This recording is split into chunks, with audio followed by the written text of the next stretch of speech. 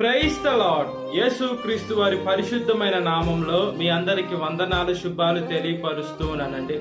యోహాను సువార్త 6వ అధ్యాయం 38వ వచనం, నా యొద్దకు వచ్చు వారిని నేనేమాత్రమును బయటికి త్రోసివేయను అని దేవుని వాక్యం సెలవిస్తుందండి. మనం ఎప్పుడైతే దేవుడి దగ్గరికి వెళ్తామో దేవుడు మనల్ని త్రోసివేసే దేవుడు కాదు, దేవుడు మనల్ని బాధ పెట్టే దేవుడు కాదు, దేవుడు మనల్ని దుఃఖ పెట్టడండి. ఈ లోకంలో మనుషులు మనల్ని బాధ పెడతారు, మనల్ని దుఃఖ పెడతారు, లేనిపోని మాటలు చెప్పి మన మీద నిందలు వేసి మనల్ని ఇబ్బంది పాలు చేస్తారు, మన అవమాన పాలు చేస్తారు. దేవుడైతే అలాగ చేయడండి. దేవుడు ప్రేమ కలిగిన దేవుడు, దేవుడు ప్రేమ స్వరూపై ఉన్నాడు. మనం నమ్మదగిన దేవుని సేవిస్తున్నాం. మనం ఈ లోకంలో అధికారుల్లో లేదా డబ్బు ఉండేటువంటి వారినో లేదా గొప్ప గొప్ప పేరుండేటువంటి వారినో మనం వాళ్ళ దగ్గరికి వెళ్ళటంలో మనం వెళ్ళే దేవుడు అంటే సాక్షాత్తు మన పరలోకపు తండ్రి దగ్గరికి వెళ్తున్నాం. ఈ భూమి ఆకాశం గతించిన నా మాటలు గతించవని దేవుని వాక్యం సెలవిస్తుందండి. మనము దేవుడి దగ్గరికి వెళ్ళాలి. ఈ లోకంలో మనుషులంతా ఒక మాయ చేస్తున్నారండి. మనుషులు ఏం చేస్తున్నారంటే మనని అన్ని చూపిస్తారు, మన దగ్గర మన అవసరం తీరిన తర్వాత మన గుండెల మీద చేయి పెట్టి వెనక్కి నెట్టి వేసేటువంటి లోకంలో ఉన్నాం. ఈ లోకంలో ప్రేమలు చల్లారిపోయారండి. ఎవరిని ఎవరు ప్రేమించటంలా. ఈ లోకంలో మనల్ని మోసమే ఎక్కువైపోయింది. మోసానికి రోజులు వచ్చేసాయి. ఈ లోకంని మోసానికే సపోర్ట్లు చేస్తున్నారు, మోసాన్నే ప్రేమిస్తున్నారు. కానీ దేవుడి బిడ్డల్ని ప్రేమించటంలా. అదేవిధంగా దేవుడు ప్రేమగా ఉండమని చెప్తే ఆ ప్రేమే చల్లారిపోయింది. ఈ లోకంలో యుద్ధాలు వస్తున్నాయి, అదేవిధంగా హత్యలు జరుగుతున్నాయి, మానభంగాలు జరుగుతున్నాయి. అయితే మనము ఈ సమస్యల్లో కూడా మనం దేవుడి దగ్గరికి వెళ్ళాలండి. దేవుడు ఏం చేస్తాడంటే ఆయన దగ్గరికి మనల్ని చేర్చుకుంటాడు, మన ప్రతి ఒక్క సమస్యను తీరుస్తాడు, మన ప్రతి ఒక్క బాధని కొట్టివేసేటువంటి దేవుడు అండి మన యేసయ్య. ఎంతైనా నమ్మచ్చండి, మన మనుషులను నమ్మలేమండి. మనుషులు ఏం చేస్తారంటే నిలువున చంపివేసేదానికైనా డబ్బు కోసం సిద్ధపడతారు. యేసయ్య అలా కాదండి. దేవుడు ప్రేమ కలిగిన దేవుడు అయినాడు. మనల్ని కూడా ప్రేమించమని చెప్పాడు. మొదటగా దేవుడు మనల్ని ప్రేమించాడు కాబట్టే మనం రెండోసారి మనం దేవుణ్ణి ప్రేమిస్తున్నాం. ఇంత గొప్ప దేవుని మనం సేవిస్తూ మనం ఎలా ఉండాలా, మన జీవితం ఎలా పరిశుద్ధంగా ఉండాలా. దేవుడికి ఒక్క నిమిషము కోపం వస్తే మనము ఈ లోకము భస్మం అయిపోతుందండి. మనము సొదొమ గొమొర్రాను చూసుకోవచ్చు.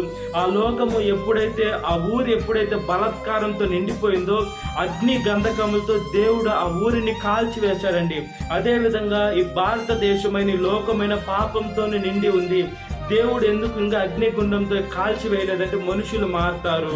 మనుషులు ఎప్పుడైనా నన్ను తెలుసుకుంటారు, నా బిడ్డలు నా దగ్గరికి వస్తారు, నా బిడ్డల్ని చంపకూడదు, నా బిడ్డలు ఇప్పుడు కానీ చనిపోతే నరకంలోకి వెళ్తారు, నా బిడ్డ నా గురించి తెలుసుకోవాలి, నీటి బాప్తిసం తీసుకోవాలి, మంచి మరణం రావాలా, అప్పుడు మనం మన తండ్రితో యుగయుగాలు గడిపేదానికి అవకాశాలు ఉంటాయని యేసయ్య ఎంతగానో మనం ఎంత చేస్తున్నా ఆయన దిగమింగుకుంటున్నాడండి. మన పాపాలన్నీ కడిగి వేస్తున్నాడండి.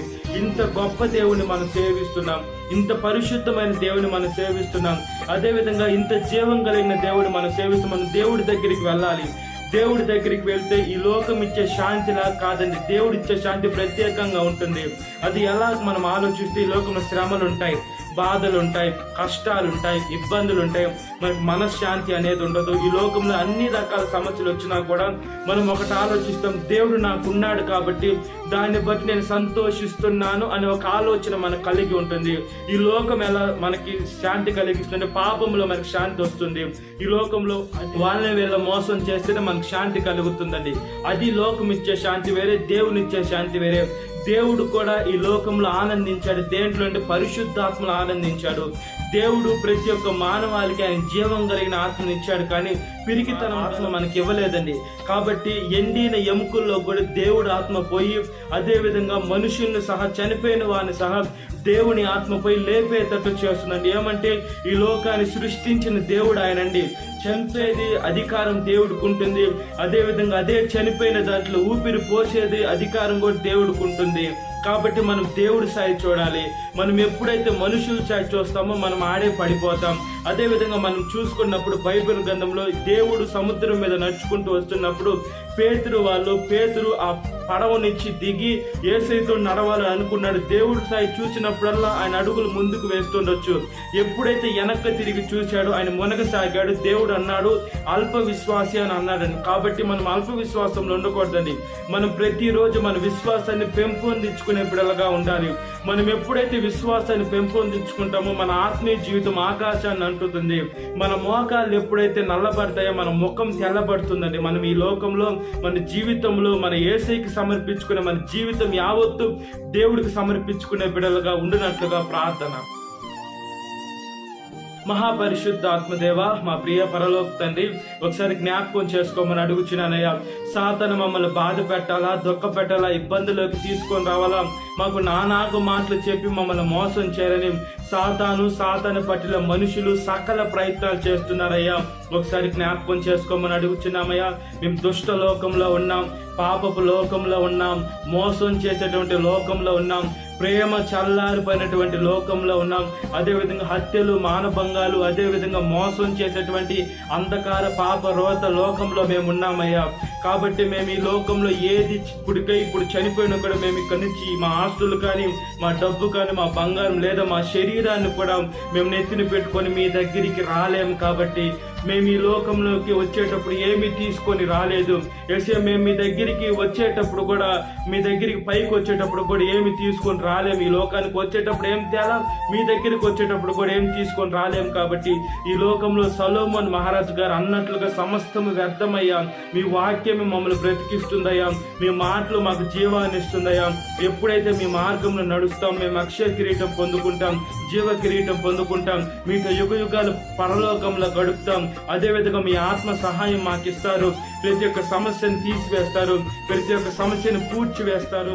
అదేవిధంగా మేము మనుషులను ఆశ్రయించకుండా, అధికారాన్ని ఆశ్రయించకుండా, ఎప్పుడైతే విశ్వాసానికి కట్టుదాన్ని కొనసాగించేవాడని యేసు మీ వైపు చూసే మంచి మనసుని మాకు ధారాళముగా దయచేయమని అడుగుచు, సాతాను శోధన ప్రతి ఒక్క బిడ్డను విడుదల దయచేయండి. ఈ వాక్యం విడిన ప్రతి ఒక్క బిడ్డ పేరు వచ్చిన జ్ఞాపకం చేసుకుని దినకాలపు దీంతో నింపమని నజరేయుడైన యేసుక్రీస్తు వారి పరిశుద్ధమైన నామంలో మిక్కిలి వేరం తరుచున నా పరలోక తండ్రి. Amen. Praise the Lord. God bless you. Have a great day.